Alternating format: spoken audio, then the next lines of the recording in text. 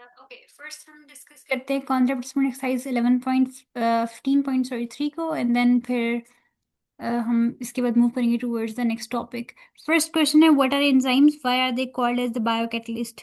Enzymes क्या होते हैं और इनको हम लोग बायोकैटलिस्ट क्यों कहते हैं? Enzymes are the biological macromolecules that speed up the rate of biochemical reactions. हमारे पास ये मैक्रोमोलिक्यूल्स होते हैं और ये प्रोटीन क्लास से बिलोंग करते हैं। हमारे पास फोर मेजर मैक्रोमोलिक्यूल्स होते हैं ना, carbohydrates, proteins, lipids and nucleic acid. तो उसमें से हमारे पास जो प्रोटीन क्लास होती है उसमें मैक्रोमोलिक्यूल्स उससे बिलोंग करे होते हैं। इनका फंक्शन क्या होता है कि ये रिएक्शन को स्पीड अप करे होते हैं, रेट ऑफ रिएक्शन को स्पीड अप करते हैं, which is occurring in the living cells without being used up in the reaction. और खुद रिएक्शन में यूज्ड अप नहीं होते, रिएक्शन के लास्ट में आपको दोबारा से ये रीजनरेट हो जाएंगे, उसी फॉर्म में आपको दोबारा मिल जाएंगे। They are also called as the biocatalyst because they catalyzes the metabolic reactions inside the living organisms। ये जो लिविंग ऑर्गेनिजम्स के इनसाइड जो मेटाबॉलिक रिएक्शंस परफॉर्म हो रहे होते हैं inside the humans body, animals और प्लांट्स, उसमें रिएक्शन को कैटलाइज कर रहे होते हैं, स्पीड अप कर रहे होते हैं। सेकेंड फंक्शन क्या होता है इनका कि ये एक्टिवेशन एनर्जी को लो कर देते हैं by making reaction proceeds faster under the mild biological conditions। और थर्ड पॉइंट ये है कि इनका एक स्पेसिफिक फंक्शन होता है, ठीक है। In each enzyme act on only one type of substrate. So इसलिए हमारे पास ये फर्स्ट ऑफ ऑल एंजाइम्स हमारे पास क्या होता है, हमने ये भी स्टडी कर लिया। और फिर हम इसको बायोलॉजिकल कैटलिस्ट क्यों कहते हैं? बिकॉज ये रिएक्शन को स्पीड अप करे होते हैं। बायो कैटलिस्ट रिएक्शन को स्पीड अप करते हैं लिविंग ऑर्गेनिजम्स में, और इसके बाद ये एक्टिवेशन एनर्जी को लो कर रहे होते हैं। और इसके अलावा इनका एक स्पेसिफिक फंक्शन होता है, हर एंजाइम जो है वो उसका एक स्पेसिफिक सबस्ट्रेट होता है। सेकेंड क्वेश्चन है, how does enzymes work. Enzymes work कैसे कैसे करते हैं? हमारे पास टू मॉडल्स हैं जो एंजाइम्स की वर्किंग को एक्सप्लेन कर रहे हैं। The first one is the log and की मॉडल, और जो सेकेंड वन है उसको हम कहते हैं इंड्यूस्ड फिट मॉडल। अच्छा, लॉक एंड की मॉडल और इंड्यूस फिटल मॉडल के कुछ कॉमन पॉइंट्स हैं। वो पॉइंट्स ये हैं कि substrate bind to the active site of the enzyme. Substrate जो है वो एंजाइम के एक्टिव साइट के साथ बाइंड होता है, और बाइंडिंग के बाद an enzyme substrate complex is form, ES complex की फॉर्मेशन हो जाती है। इस ईएस कॉम्प्लेक्स की फॉर्मेशन के बाद हमारे पास एक बहुत ही शॉर्ट ड्यूरेशन के लिए ये ईपी कॉम्प्लेक्स बनता है। Enzyme lowers the activation energy allowing the reaction to occur faster. फिर एंजाइम जो है वो रिएक्शन एक्टिवेशन एनर्जी को लो कर देते हैं, क्योंकि ये एज ए कैटलिस्ट एक्ट कर रहे होते हैं यहाँ पे। और उसके बाद जो है रिएक्शन बहुत फास्ट होता है, एकदम से जो है वो एंजाइम ईपी कॉम्प्लेक्स बन जाएगा। ईपी कॉम्प्लेक्स की जो ड्यूरेशन है वो बहुत ही कम होता है। और इसके बाद लास्ट में हमारे पास जो है वो प्रोडक्ट यहाँ से रिलीज हो जाएगा एंजाइम से, और एंजाइम सेपरेट हो जाएगा।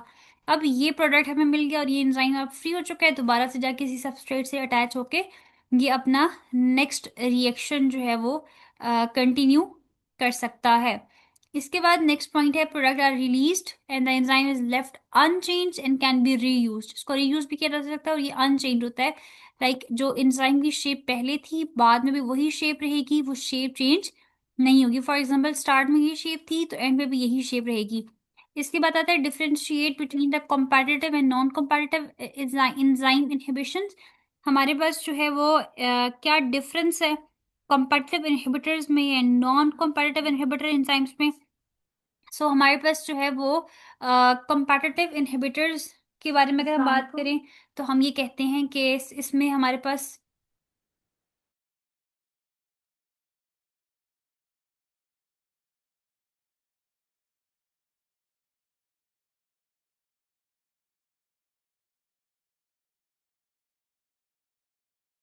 अच्छा, इसके बाद हमारे पास कंपैरेटिव इनहिबिटर्स और नॉन कंपैरेटिव इनहिबिटर्स हैं हमारे पास इनकी।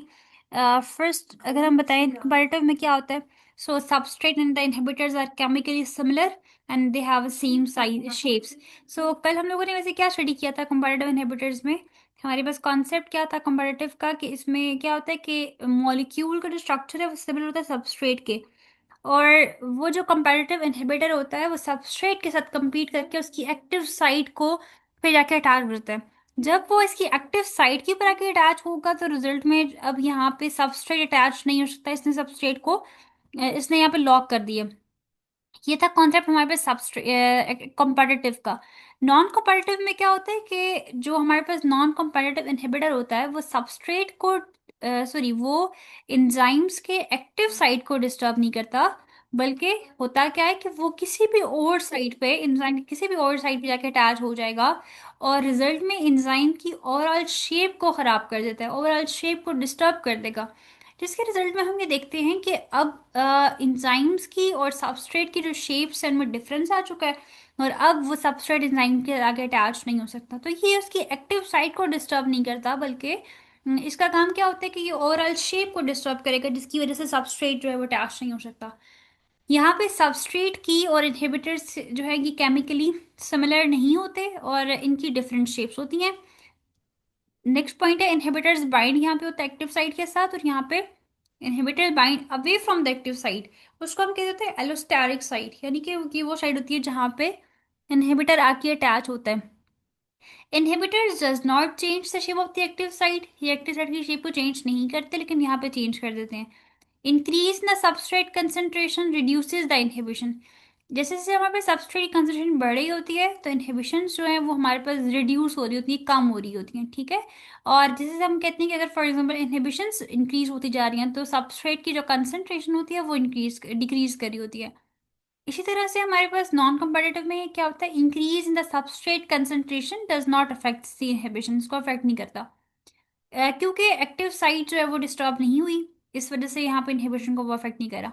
एग्जाम्पल्स की बात करें तो कंपैरेटिव की एग्जाम्पल में हमारे पास एक बहुत ही कॉमन एग्जाम्पल है, succinate dehydrogenase, it is inhibited by the मेलानोइड।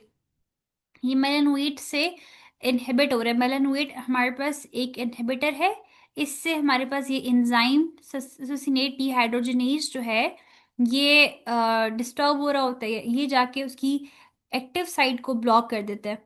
इसके बाद नॉन कंपैरेटिव की एग्जांपल्स में हमारे पास होता है pyruvate kinase, it is inhibited by the alanine, ठीक है। इसको एलानिन जो है वो, एलानिन हमारे पास एक अमाइनो एसिड होता है, ये अमाइनो एसिड जो है वो इसको, इसकी शेप को ये एज इनहिबिटर यहाँ पे एक्ट कर रहा है, और इसकी शेप को डिस्टर्ब करके लाइक सबस्ट्रेट को अटैच नहीं होने देगा।